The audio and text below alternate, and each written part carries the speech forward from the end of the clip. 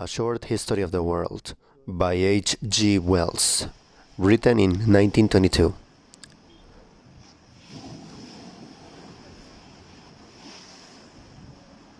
Chapter number 21. The Early History of the Jews. And now we can tell of the Hebrews, a Semitic people, not so important in their own time as in their influence upon the later history of the world. They were settled in Judea long before 1,000 years before Christ, and their capital city after that time was Jerusalem. Their story is interwoven with that of the great empires on either side of them, Egypt to the south, and the changing empires of Syria, Assyria, and Babylon to the north. Their country was an inevitable high road between these latter powers and Egypt. Their importance to the world is due to the fact that they produce a written literature, a world history, a collection of laws, chronicles, psalms, books of wisdom, poetry and fiction, and political utterances which became at last what Christians know as the Old Testament, the Hebrew Bible. This literature appears in history in the 4th or 5th century BC. Probably this literature was put together in Babylon. We have already told how the pharaoh, Necho II, invaded the Assyrian Empire while Assyria was fighting for life against Medes, Persians, Chaldeans. Josiah, king of Judea, opposed him and was defeated and slain at Megiddo, 608 BC. And when Nebuchadnezzar the Great, the new Chaldean king in Babylon, rolled back Necho into Egypt, he attempted to manage Judah by setting up puppet kings in Jerusalem. The experiment failed. The people massacred his Babylonian officials, and then he determined to break up this little state altogether, which had long been playing off Egypt against the Northern Empire. Jerusalem was sacked and burned, and the remnant of the people was carried off captive to Babylon. There they remained until Cyrus took Babylon, 538 BC. He then collected them together and sent them back to resettle their country and rebuild the walls and temple of Jerusalem. Before that time, the Jews did not seem to have been a very civilized or united people. Probably only a very few of them could read and write. In their own history, one never hears of the early books of the Bible being read. The first mention of a book is in the time of Josiah. The Babylonian captivity civilized them and consolidated them. They returned aware of their own literature, and acutely self-conscious and political people. Their Bible at that time seems to have consisted only of the Pentateuch, that is to say, the 5 books of the Old Testament as we know it. In addition, as separate books, they already had many of the other books that have been incorporated with the Pentateuch into the present Hebrew Bible, Chronicles, the Psalms, and the Proverbs, for example. The accounts of the creation of the world, of Adam and Eve, and of the flood, with which the Bible begins, run closely parallel with similar Babylonian legends. They seem to have been part of the common beliefs of all the Semitic peoples. So too, the stories of Moses and of Samson have Sumerian and Babylonian parallels. But with the story of Abraham and onward begins something more special to the Jewish race. Abraham may have lived as early as the days of Hammurabi in Babylon. He was a patriarchal Semitic nomad. To the book of Genesis the reader must go for the story of his wanderings and for the stories of his sons and grandchildren and how they became captive in the land of Egypt. He traveled through Canaan, and the God of Abraham, says the Bible story, promised this smiling land of prosperous cities to him and to his grandchildren. After a long sojourn in Egypt, and after 50 years of wandering in the wilderness under the leadership of Moses, the children of Abraham, grown now to a house of 12 tribes, invaded the land of Canaan from the Arabian deserts to the east. They may have done this somewhere between 1600 BC and 1300 BC. There are no Egyptian records of Moses nor of Canaan at this time to help out the story. But at any rate, they did not succeed in conquering any more than the hilly backgrounds of the Promised Land. The coast was now in the hands not of the Canaanites, but of newcomers, those Asian peoples, the Philistines, and their cities, Gaza, Gath, Ashdod, Ascalon, and Joppa, successfully withstood the Hebrew attack.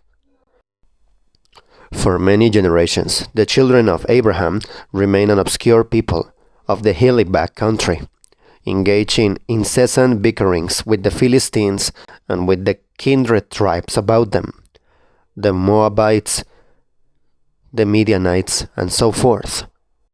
The reader will find in the book of Judges a record of the struggles and disasters during this period, for very largely it is a record of disasters and failures frankly told. In the picture you can see the land of the Hebrews, with Egypt on the Sinai Peninsula and the Arabian deserts on its right, and the Arabian deserts on its right. For most of this period, the Hebrews were ruled, so far as there was any rule among them, by priestly judges selected by the elders of the people.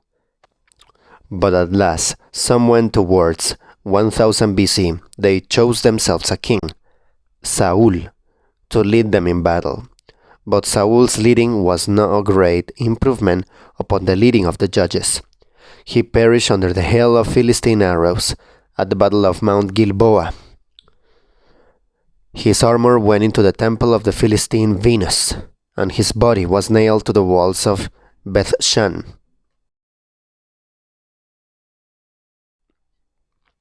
In the picture you can see the mount at Babylon, beneath which are the great remains of a great palace of Nebuchadnezzar. Photo by Underwood and Underwood.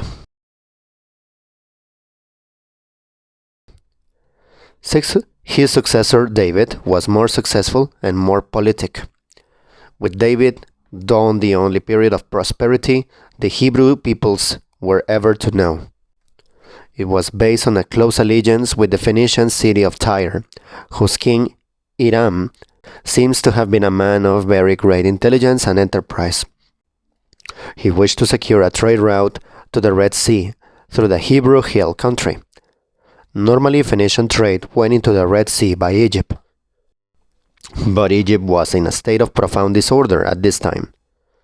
There may have been other obstructions to Phoenician trade along this line, and at any rate, Hiram established the very closest relations both with David and with his son and successor Solomon.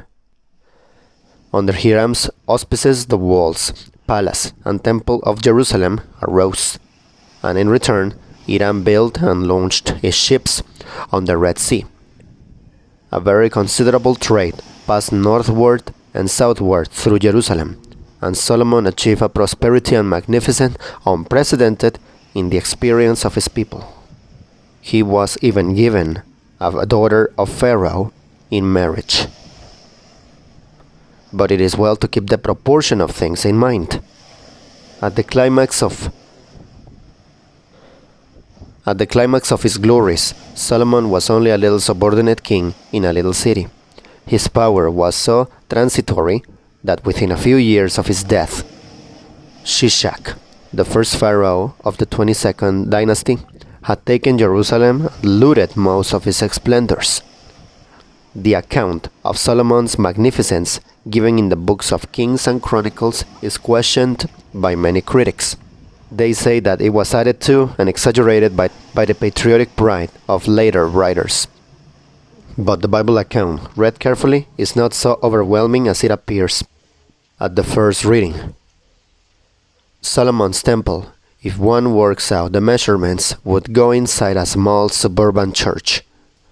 And his 1,400 chariots cease to impress us when we learn from an Assyrian monument that his successor Ahab sent a contingent of 2,000 to the Assyrian army.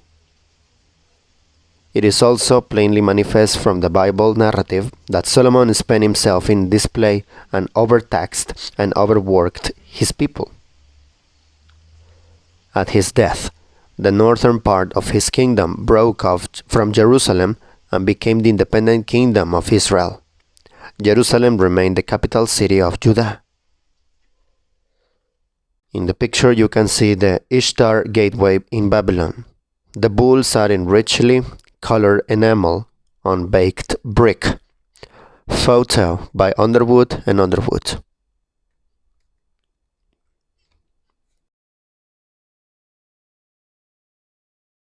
The prosperity of the Hebrew people was short-lived. Hiram died, and the help of Tyre ceased to strengthen Jerusalem. Egypt grew strong again. The history of the kings of Israel and the kings of Judah becomes a history of two little states, ground between first Syria, then Assyria, and then Babylon to the north and Egypt to the south. It is a tale of disasters and of deliverances that only delay disaster. It is a tale of barbaric kings ruling a barbaric people. In 721 BC, the kingdom of Israel was swept away into captivity by the Assyrians, and its people utterly lost to history. Judah struggled on until 604 BC. As we have told, it shared the fate of Israel.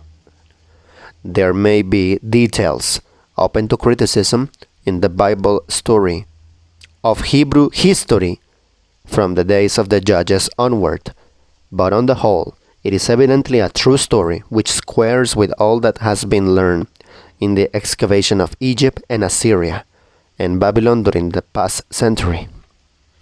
It was in Babylon that the Hebrew people got their history together and evolved their tradition. The people who came back to Jerusalem at the command of Cyrus were a very different people in spirit and knowledge from those who had gone into captivity. They had learned civilization in the development of their peculiar character. A very great part was played by certain men, a new sort of men, the prophets, to whom we must direct our attention. These prophets mark the appearance of new and remarkable forces in the steady development of human society. End of chapter. Chapter number 22. Priests and Prophets in Judea.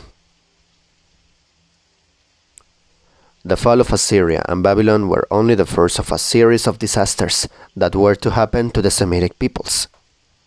In the 7th century BC, it would have seemed as though the whole civilized world was to be dominated by Semitic rulers. They ruled the great Assyrian Empire and they had conquered Egypt. Assyria, Babylon, Syria were all Semitic, speaking languages that were mutually intelligible. The trade of the world was in Semitic hands.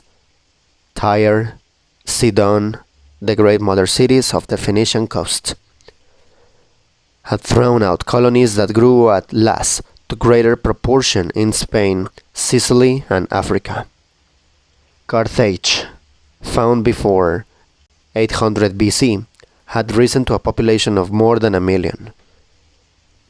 It was for a time the greatest city on earth. Its ships went to Britain and out into the Atlantic. They may have reached Madeira. We have already noted how Hiram cooperated with Solomon to build ships on the Red Sea for the Arabian and perhaps for the Indian trade. In the time of the pharaoh Necho, a Phoenician expedition sailed completely round Africa. At that time, the Aryan peoples were still barbarians. Only the Greeks were reconstructing a new civilization of the ruins of the one they had destroyed, and the Medes were becoming formidable. as an Assyrian inscription calls them, in Central Asia. In 800 BC, no one could have prophesied that before the 3rd century BC, every trace of Semitic dominion would be wiped out by Aryan-speaking conquerors, and that everywhere the Semitic peoples would be subjects or tributaries or scattered together. Everywhere except in the northern deserts of Arabia, where the Bedouin adhere steadily to the nomadic way of life, the ancient way of life of the Semites before Sargon I and his Akkadians went down to conquer Sumeria, but the Arab Bedouin were never conquered by Aryan masters. Now, of all the civilized Semites who were beaten and overrun in these 5 eventful centuries, one people only held together and clung to its ancient traditions, and that was this little people, the Jews, who were sent back to build their city of Jerusalem by Cyrus the Persian. And they were able to do this because they had together this literature of theirs, their Bible, in Babylon. It is not so much the Jews who made the Bible as the Bible which made the Jews. It is not so much the Jews who made the Bible as the Bible which made the Jews. Running through this Bible were certain ideas, different from the ideas of the people about them, very stimulating and sustaining ideas, to which they were destined to cling through 5 and 20 centuries of hardship, adventure, and oppression. Foremost of these Jewish ideas was this, that their God was invisible and remote, an invisible God in a temple not made with hands, a Lord of righteousness throughout the earth. All other peoples had national gods, embodied in images that live in temples. If the image was smashed and the temple razed, presently that God died out. But this was a new idea. This God of the Jews in the heavens, high above priests and sacrifices, and this God of Abraham, the Jews believe, had chosen them to be his peculiar people, to restore Jerusalem and make it the capital of righteousness in the world. They were a people exalted by their sense of common destiny. This belief saturated them all when they returned to Jerusalem after their captivity in Babylon. Is it any miracle that their days of overthrow and subjugation, many Babylonians and Syrians and so forth, and later on many Phoenicians, speaking practically the same language and having endless costumes, habits, tastes, and traditions in common, should be attacked by this inspiring cult and should seek to share in its fellowship and its promise? After the fall of Tyre, Sidon, Carthage, and the Spanish Phoenician cities, the Phoenicians suddenly vanished from history. And as suddenly we find, not simply in Jerusalem, but in Spain, Africa, Egypt, Arabia, the East, wherever the Phoenicians had set their feet, communities of Jews. And they were all held together by the Bible and by the reading of the Bible. Jerusalem was, from the first, only their nominal capital. The real city was this book of books. This is a new sort of thing in history. It is something of which the seeds were sown long before, when the Sumerians and the Egyptians began to turn their hieroglyphics into writing. The Jews were a new thing, a people without a king, and presently without a temple.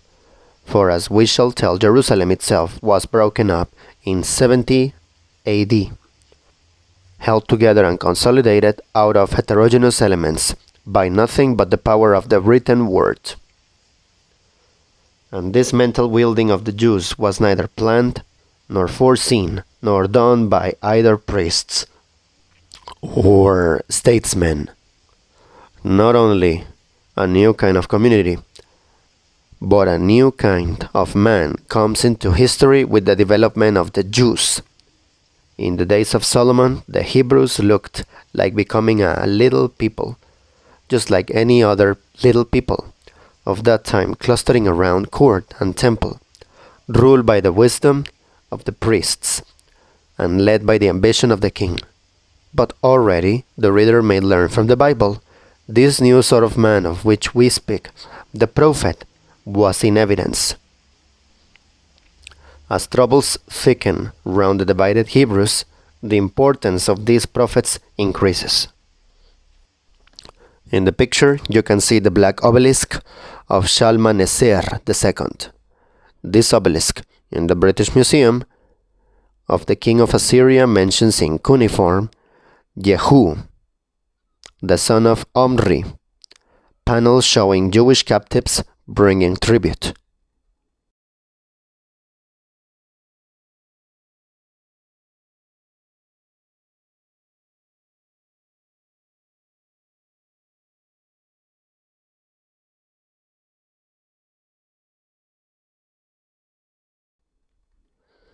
What were these prophets? They were men of the most diverse origins. The prophet Ezekiel was of the priestly caste, and the prophet Amos wore the goatskin mantle of a shepherd. But all had this in common, that they gave allegiance to no one but the God of righteousness, and that they spoke directly to the people.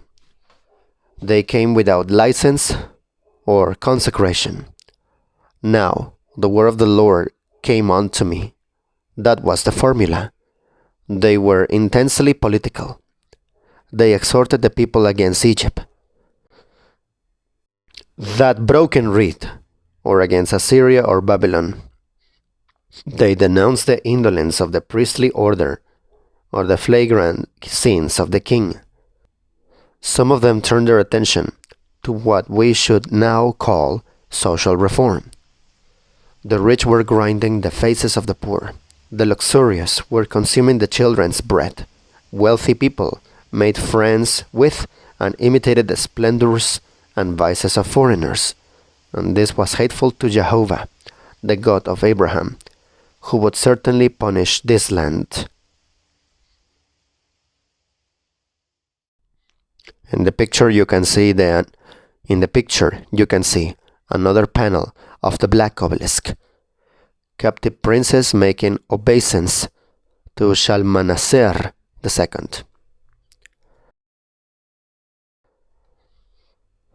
These fulminations were written down and preserved and studied. They went wherever the Jews went, and wherever they went, they spread a new religious spirit. They carried the common man past priest and temple, past court and king, and brought him face to face with the rule of righteousness. That is their supreme importance in the history of mankind. In the great utterances of Isaiah, the prophetic voice rises to a pitch of splendid anticipation and foreshadows the whole earth united and at peace under one God. Therein, the Jewish prophecies culminate. All the prophets did not speak in this fashion, and the intelligent reader of the prophetic books will find much hate in them, much prejudice, and much that will remind him of the propaganda pamphlets of the present time. Nevertheless, it is the Hebrew prophets of the period round and about the Babylon captivity who mark the appearance of a new power in the world. The power of individual moral appeal, of an appeal to the free conscience of mankind against the fetish sacrifices and slavish royalties that had hitherto bridled and harnessed our race. End of chapter. End of chapter.